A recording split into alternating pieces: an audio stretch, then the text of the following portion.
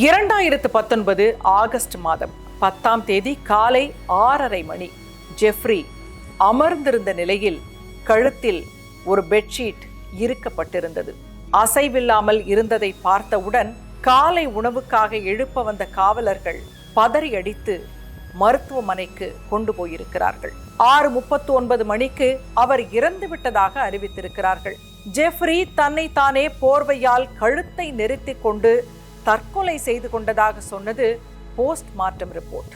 வழக்கமாக தற்கொலையின் போது உடைய வாய்ப்பில்லாத ஹயாய்டு எலும்பு உடைந்திருந்ததால் எப்ஸ்டீனின் சகோதரர் இது தற்கொலை அல்ல என இன்னும் வாதாடி கொண்டிருக்கிறார். எப்ஸ்டீன் தற்கொலை செய்து கொள்ளவில்லை என்றால் அந்த கொலையை செய்தது யார்? எந்த தகவல் வெளிவரக்கூடாது, யார் காப்பாற்றப்பட வேண்டும் என எப்ஸ்டீன் குரல் வலை நெரிக்கப்பட்டது.